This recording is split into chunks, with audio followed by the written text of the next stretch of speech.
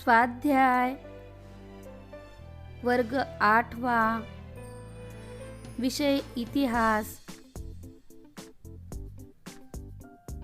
पाठ 8वा सविनय कायदेभंग चळवळ। प्रश्न पहिला, दिलेल्या पर्यायांपैकी योग्य पर्याय निवडून विधाने पुन्हा लिहा। कंसातील पर्याय: महात्मा गांधी, खुदा ई खिदमतगार, रॅमसे मॅकडोनाल्ड, सरोजिनी नायडू।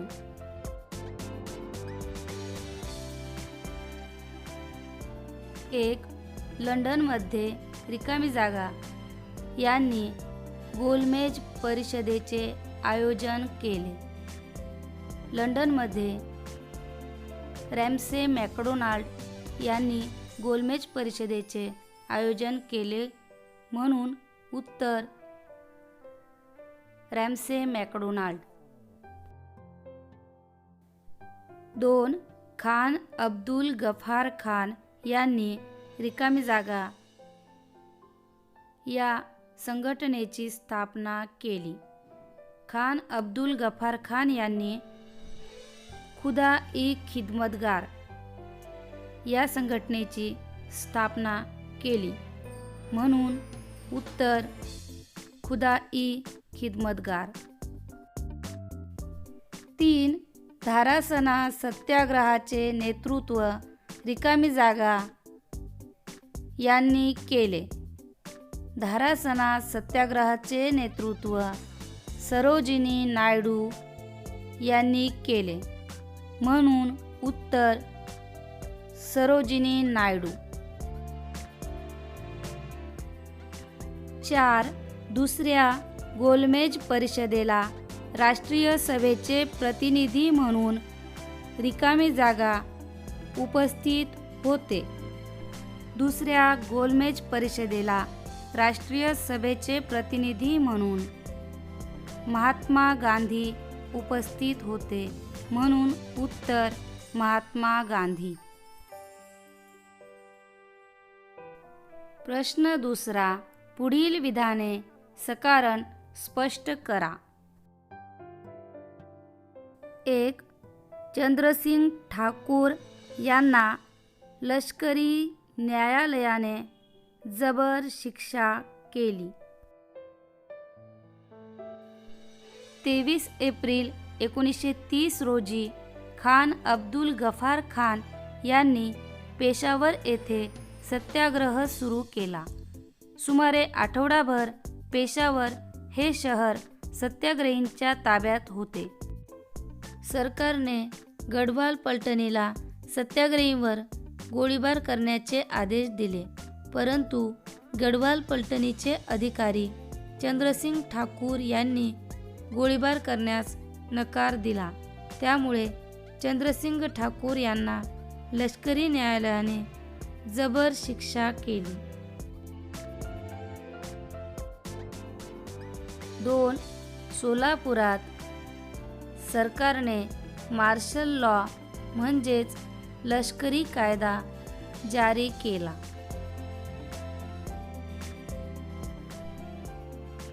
सोलापूर येथील सत्याग्रहात गिरणी कामगार आघाडीवर होते। 6 मे 1930 रोजी सोलापुरात हरताळ पाळण्यात आला। या प्रसंगी सोलापुरात मोठा मोर्चा काढण्यात आला। तत्कालीन कलेक्टरने मोर्चावर गोळीबार करण्याचा आदेश दिला। यामध्ये शंकर शिवदारे यांच्यासह अनेक स्वयंसेवक मृत्युमुखी पडले। परिणामी संतापलेल्या जनतेने पोलीस स्टेशन, रेल्वे स्टेशन, न्यायालये, म्युनिसिपल इमारती इत्यादींवर हल्ले केले। हे आंदोलन दडपण्यासाठी सोलापुरात सरकारने मार्शल लॉ म्हणजेच लष्करी कायदा जारी केला।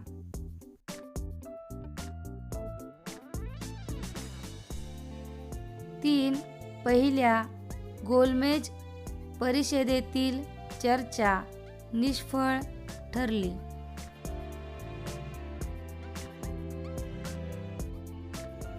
पहिल्या गोलमेज परिषदेत भारत तसेच इंग्लंडमधील विविध प्रतिनिधी उपस्थित होते. केंद्रीय स्तरावर जबाबदार शासन पद्धती, भारतात संघराज्याची स्थापना अशा विविध विषयांवर या परिषदेत चर्चा झाली. या परिषदेत विविध राष्ट्रीय पक्ष व संस्थानिकांचे प्रतिनिधी उपस्थित होते. मात्र राष्ट्रीय सभेने या परिषदेत भाग घेतला नाही. राष्ट्रीय सभा ही देशाची प्रातिनिधिक संस्था होती, म्हणून तिच्या सहभागाशिवाय पहिल्या गोलमेज परिषदेतील चर्चा निष्फळ ठरली.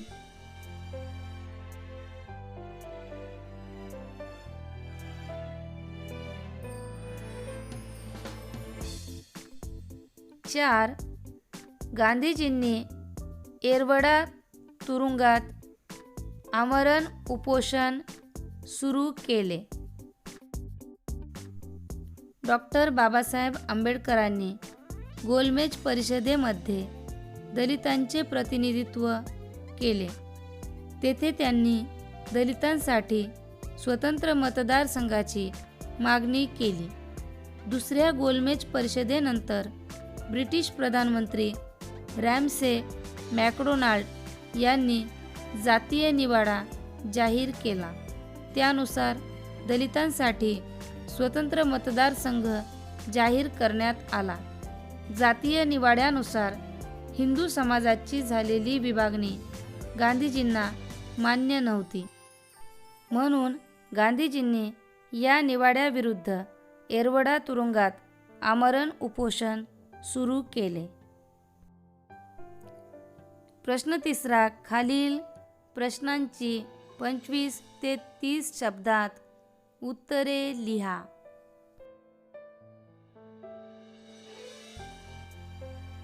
1. गांधीजींनी मिठाचा कायदा मोडून देशभर सत्याग्रह करण्याचे का ठरवले? लाहोर अधिवेशनात संपूर्ण स्वातंत्र्याचा ठराव संमत झाल्यावर महात्मा गांधींनी सविनय कायदेभंग करण्याचा निर्णय घेतला. ही चळवळ सुरू करण्याआधी गांधीजींनी ब्रिटिश सरकारकडे काही मागण्या केल्या होत्या. यामध्ये मिठावरील कर रद्द करून मीठ बनवण्याची सरकारची मक्तेदारी रद्द करावी ही प्रमुख मागणी होती. परंतु सरकारने गांधीजींच्या मागण्या फेटाळून लावल्यामुळे गांधीजींनी मिठाचा कायदा मोडून देशभर सत्याग्रह करण्याचे ठरवले. 2. राष्ट्रीय सभेने सविनय कायदेभंगाची चळवळ मागे का घेतली? गोलमेज परिषदेत दुसऱ्या फेरीतील चर्चेमध्ये राष्ट्रीय सभा सामील होईल अशी आशा ब्रिटिश प्रधानमंत्र्यांनी व्यक्त केली. प्रधानमंत्र्यांचे आवाहन लक्षात घेता व्हाईसरॉयने गांधीजी व अन्य नेत्यांना तुरुंगातून मुक्त केले. राष्ट्रीय सभेला मोकळेपणाने चर्चा करता यावी यासाठी पोषक वातावरण निर्माण केले. महात्मा गांधी व व्हाईसरॉय यांच्यात समझोता झाला.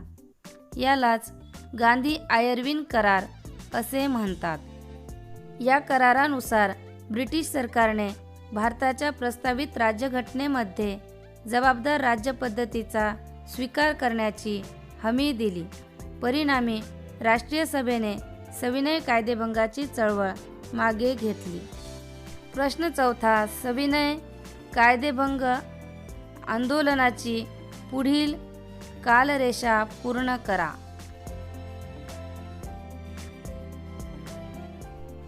12 मार्च 1930, 6 एप्रिल 1930, 23 एप्रिल 1930, 4 मे 1930, 6 मे 1930.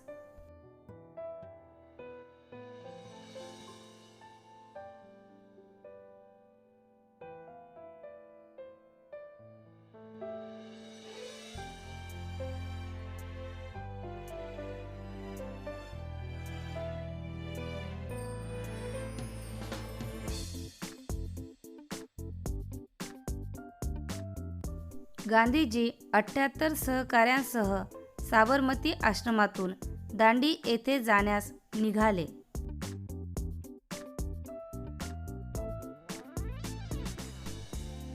दांडीच्या समुद्रकिनाऱ्यावरील मीठ उचलून गांधीजींनी मिठाचा कायदा मोडला. खान अब्दुल गफार खान यांच्या नेतृत्वाखाली पेशावर येथे सत्याग्रह सुरू केला.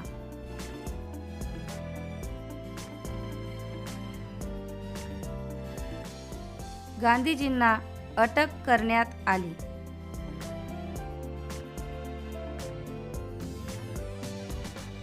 सोलापुरात हरताळ पाळण्यात आला व मोठा मोर्चा काढण्यात आला.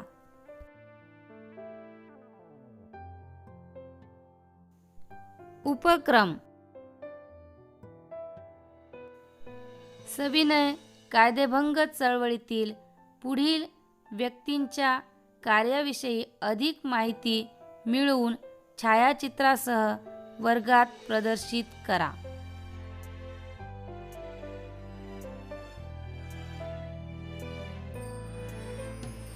सरोजिनी नायडू. महात्मा गांधींना अटक झाल्यामुळे धारासना येथील मिठागारापुढे सत्याग्रह करण्याची जबाबदारी अब्बास तय्यबजी यांच्याकडे होती, पण त्यांनाही अटक केल्यामुळे चळवळीचे नेतृत्व सरोजिनी नायडू यांच्याकडे आले. 3000 सत्याग्रही धारासना येथे आंदोलन करीत होते. इतर आंदोलकांना तेथे जाता येऊ नये म्हणून पोलिसांनी धारासनाकडे जाणारे सर्व मार्ग रोखले. तरीही मिठाच्या कायद्याचा भंग आंदोलकांनी केला. या चळवळीचे फलित म्हणजे प्रथमच भारतीय महिलांनी जास्त संख्येने चळवळीमध्ये सहभाग घेतला. खान अब्दुल गफार खान. वायव्य सरहद प्रांतात सरहद्द गांधी खान अब्दुल गफार खान यांनी पठाणांच्या सत्याग्रहींची फौज निर्माण केली. या सत्याग्रहींना घेऊन त्यांनी खुदा ई खिदमतगार ही संघटना निर्माण केली. या संघटनेला लाल डागालेवाल्यांची संघटना असेही म्हणतात.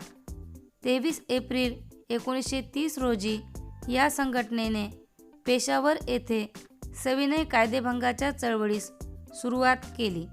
त्यावेळी या सत्याग्रहींवर गोळीबार करण्याचे आदेश ब्रिटिशांनी गढवाल पलटणीला दिले. या पलटणीचा अधिकारी चंद्रसिंग ठाकूर याने गोळीबार करण्यास नकार दिला म्हणून ब्रिटिशांनी या अधिकाऱ्यास कामावरून कमी करून कठोर शिक्षा दिली. बाबू गेनू सैद. बाबू गेनू हा भारतीय स्वातंत्र्य लढ्यात सहभागी झालेला एक स्वातंत्र्य सैनिक होता. 1930 साली महात्मा गांधींनी सुरू केलेल्या सविनय कायदेभंगाच्या चळवळीत त्याने भाग घेतला.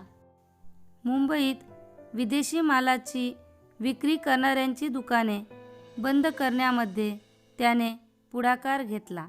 ब्रिटिश मालावरील बहिष्काराच्या चळवळीत महाराष्ट्रातील मुंबई शहरात वाहून नेणाऱ्या विदेशी मालाचा ट्रक रोखण्यासाठी तो रस्त्यावर आडवा पडला.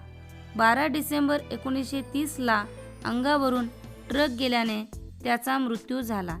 त्याच्या अंत्ययात्रेस 20,000 जमाव होता. त्याच रोडला नंतर बाबू गेनू रोड असे नाव देण्यात आले. पाठात उल्लेख केलेली सविनय कायदेभंग चळवळीतील ठिकाणे भारताच्या नकाशा आराखड्यात दर्शवा.